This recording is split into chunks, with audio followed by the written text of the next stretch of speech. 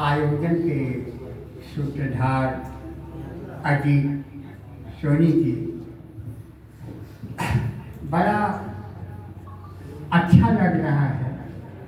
बड़ी खुशी इस बात को लेकर हो रही है कि कुछ न कुछ तो हम लोग रोज ही करते रहते हैं, लेकिन कोई दिन ऐसा होता है जिस दिन किसी काम में शरीक होकर के लगता है कि आज का दिन सार्थक हुआ।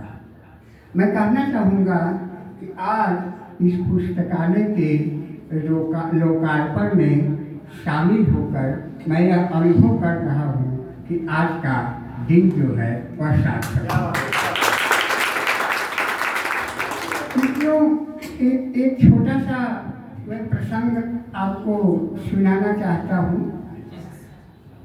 अभी अजीत सोनी जी वो बता रहे थे कि यह हम लोगों का छोटा सा प्रयास है। एक बार विश्व हिंदी सम्मेलन मॉरिशस में आयोजित हुआ था और भारत का जो प्रतिनिधिमंडल गया था उसकी अध्यक्षता आचार्य हजारी प्रसाद द्विवेदी जी कर रहे थे। अब द्विवेदी जी के बारे में कुछ बताना नहीं है, हिंदी का शायद ही कोई हिंदुस्तान का ऐसा आदमी होगा जो हजारी प्रसाद द्विवेदी को नाम से न जानता होगा।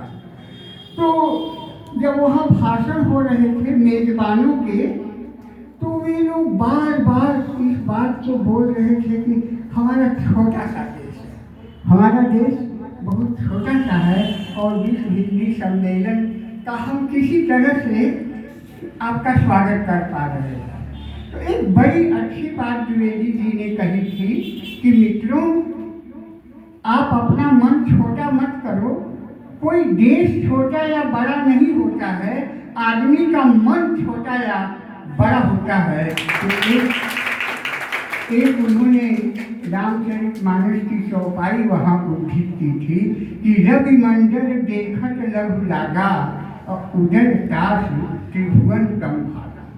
जब सूरज का उदय होता है पूरब के क्षितिज पर, तो बड़ा छोटा सा लाल घेरा दिखाई देता है, बहुत छोटा सा। उस समय कोई यह कल्पना नहीं कर सकता है कि पूरे भूमंडल को अपनी चमक से यही छोटा सा दिखने वाला सूरज भर देगा। मित्रों, मैं आप सबसे कहना चाहता हूँ कि प्रयास सिर्फ हमारा प्रयास होता है, वह छोटा या बड़ा नहीं होता है। तो हम प्रयास, अजीत जी आपका बहुत स्वागत है कि इस बारे में आपने सोचा और उसे मूर्त रूप दिया। मित्रों, मुझे लगता है कि कोई राष्ट्र जिस समय अपने विकास की सीढ़ियाँ चढ़ रहा होता है, तो उसके संपूर्ण राष्ट्र का भी एक व्यक्ति की तरह से व्यक्तित्व होता है। राष्ट्र कोई अमूर्त चीज नहीं है कि वह हवा में खोई हुई चीज है, और कोई किसी राष्ट्र के समग्र विकास के लिए मुझे लगता है कि तीन चीजें बहुत ही महत्व रखती हैं, और तीनों के नाम आलय से जुड़े हुए हैं। एक है देवालय, एक है विद्यालय और एक है पुस्तकालय।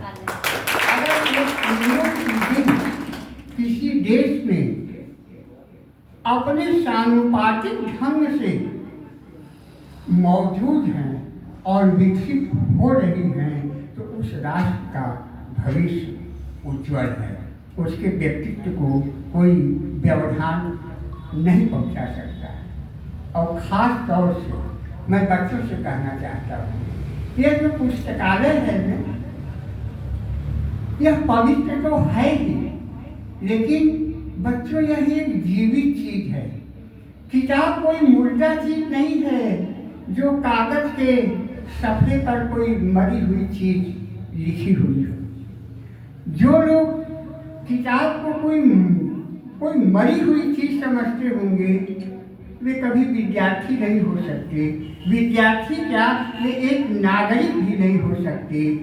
मेरे लिए, आपके लिए और इस देश के विकास का सपना देखने वाले हर आदमी के लिए किताब एक जीवित चीज है। आप कभी बड़े मन से किताब के किसी पन्ने को छुओगे तो आपको लगेगा कि उसमें के लिखे हुए अक्षर भी आपके साथ सांस ले रहे हैं। और जब उन अक्षरों की सांस और आपकी सांस एक में मिल जाए तो आप समझना कि वह किताब जीवित हो उठी है। और जिस दिन, जिस क्षण, जिस घड़ी कोई भी किताब जीवित हो उठेगी आपकी ज़िंदगी को बदल देगी। तो मैं आप सबसे निवेदन करूँगा कि जब भी किताब को छूना, चाहे वह ई बुक हो या प्रिंट बुक हो, तो इस बात का आप जरूर ख्याल रखना कि एक जिंदा आदमी से जिंदा आदमी का संवाद होने जा रहा है। ज्ञान और संवेदना यही दो ऐसी चीज़ें हैं जो आदमी को आदमी बना सकती है।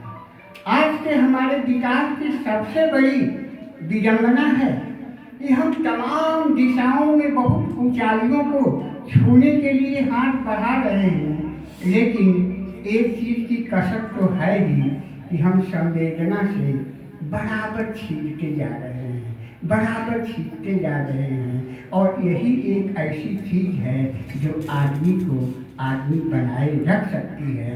हमें आगे आने वाले समय में भारत को ऐसे लोगों का भारत बनाना है, ऐसे लोगों का देश बनाना है जो यंत्रों के, मशीनों के गुलाम होकर के देशभक्त न हो, किसी विचारधारा के गुलाम होकर के देश की भक्ति न करें, बल्कि ऐसे लोगों का देश बनाना है जो संवेदना और ज्ञान के क्षेत्र में जागृत हों और वे खुद भी यंत्र और मशीन के ऊपर और मशीनी सोच के ऊपर शासन करने का अधिकार रखने की ताकत रख सके। इन्हीं शब्दों की शुभकामनाओं के साथ मैं आपका अभिनंदन करता हूँ। जय हिंद। बहुत बहुत